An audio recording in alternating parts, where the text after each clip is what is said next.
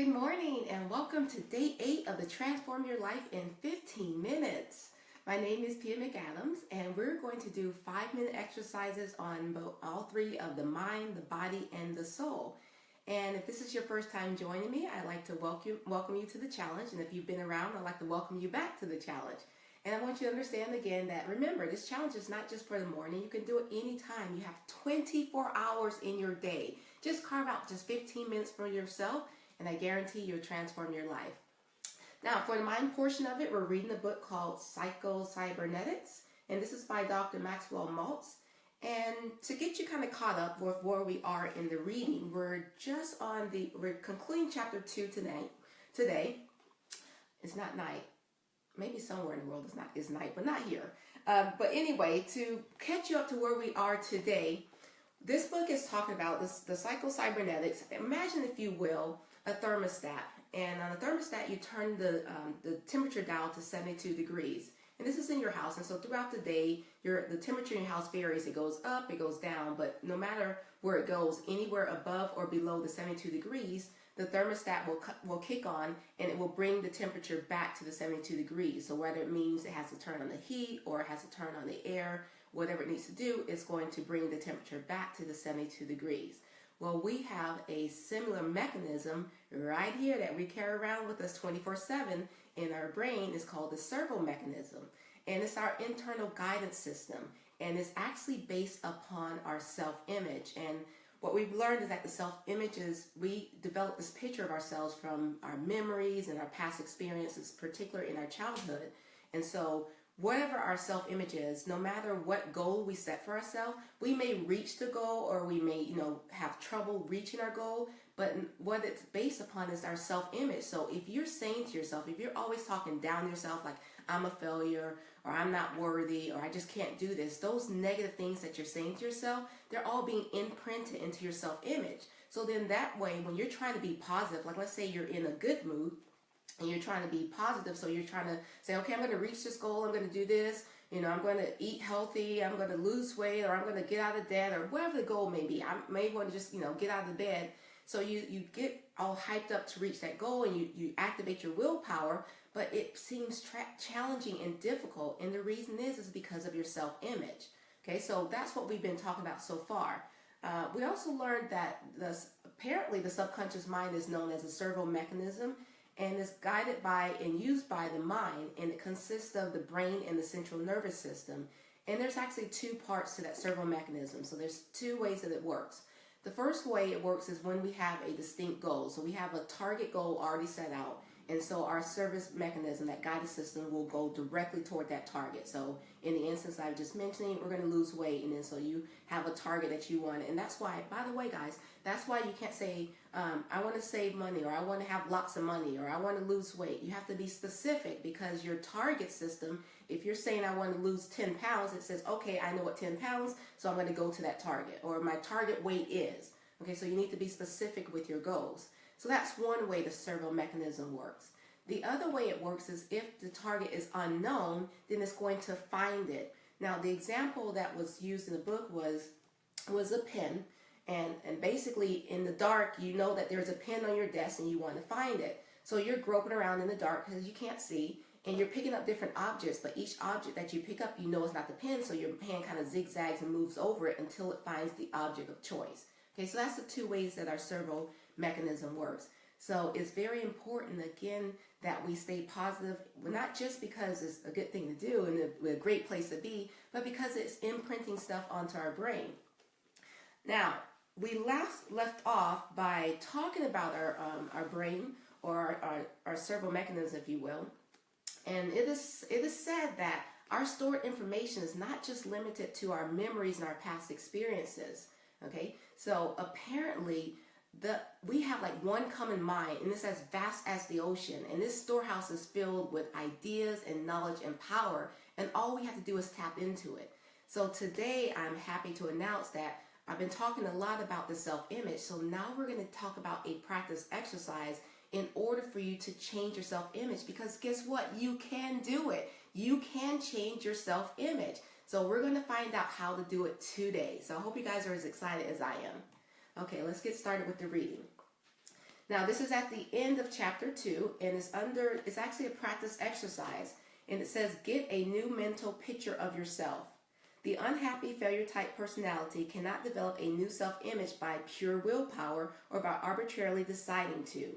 There must be some grounds, some justification, some reason for deciding that the old picture of the self is in error and that the new picture is appropriate.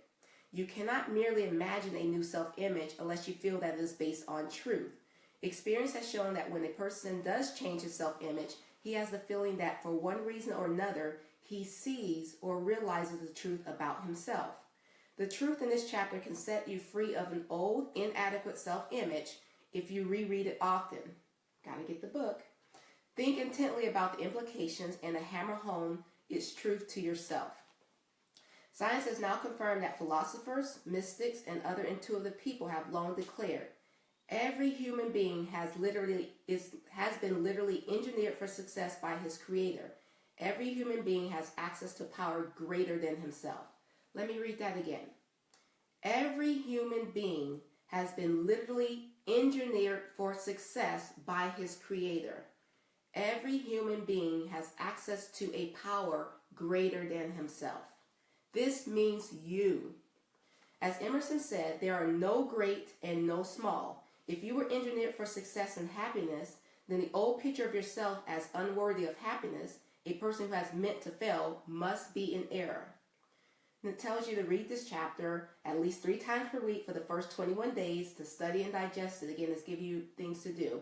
And then you're going to look for examples in your experiences and the experiences of your friends that illustrate the creative mechanism in action. Now, memorize the following basic principles by which your success mechanism operates. You do not need to be an electronic engineer or a physicist to operate your own servo mechanism, any more than you have to be able to engineer an automobile in order to drive one, or become an electrical engineer in order to turn on the lights in your room.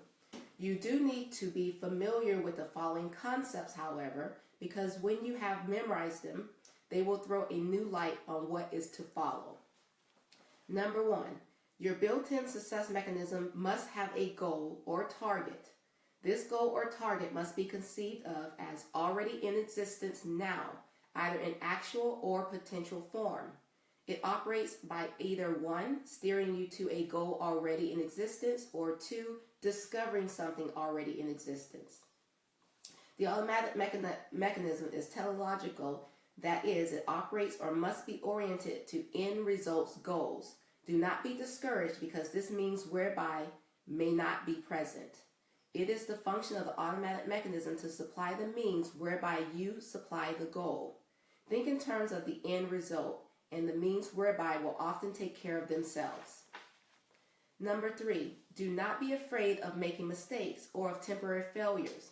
All servo mechanisms achieve a goal by negative feedback or by going forward, making mistakes, and immediately correcting course.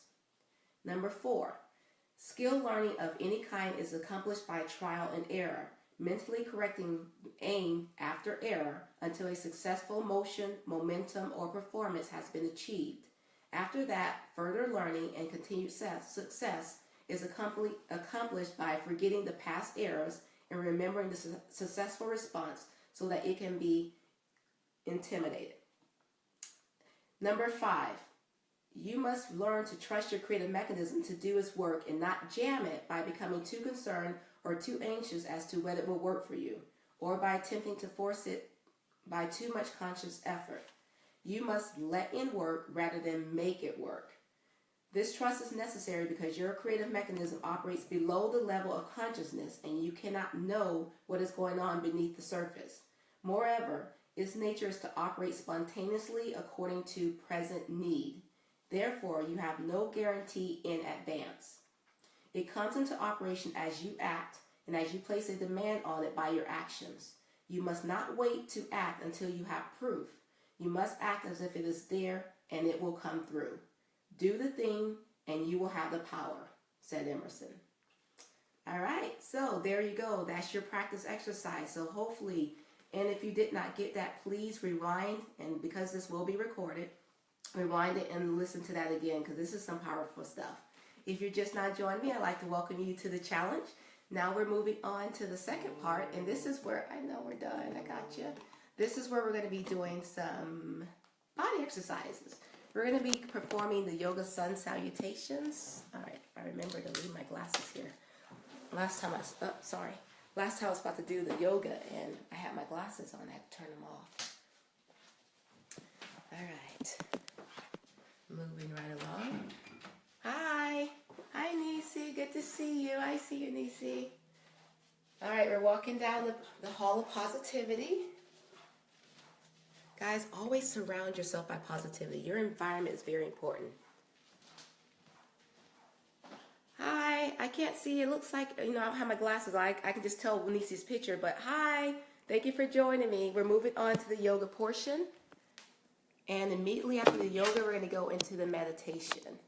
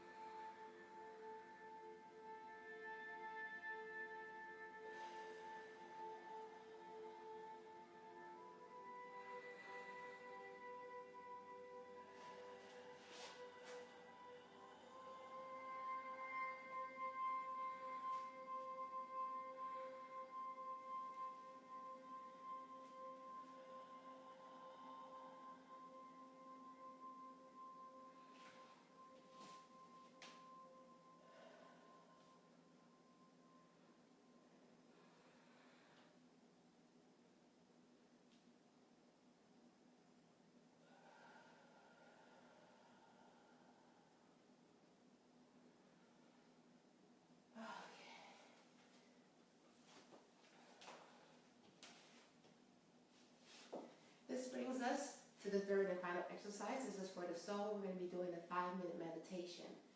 This is your first time meditating. Just make sure that you're in a nice, comfortable position. I'm in a seated position. I'm on my sits bones and off the fleshy part of my bottom. My legs are crossed. Let me switch across. And I'm slightly touching my thumb and my index finger. Just kind of relax your shoulders. We're going to be inhaling for a count of 1, exhaling for a count of 2.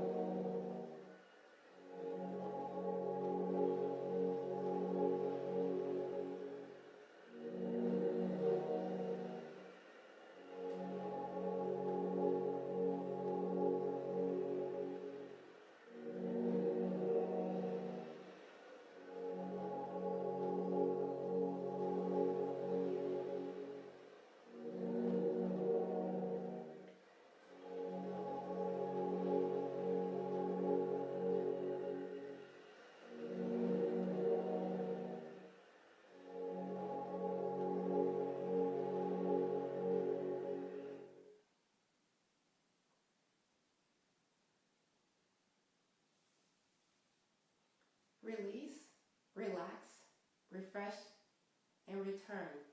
Calm and relax. You've done something good for yourself today.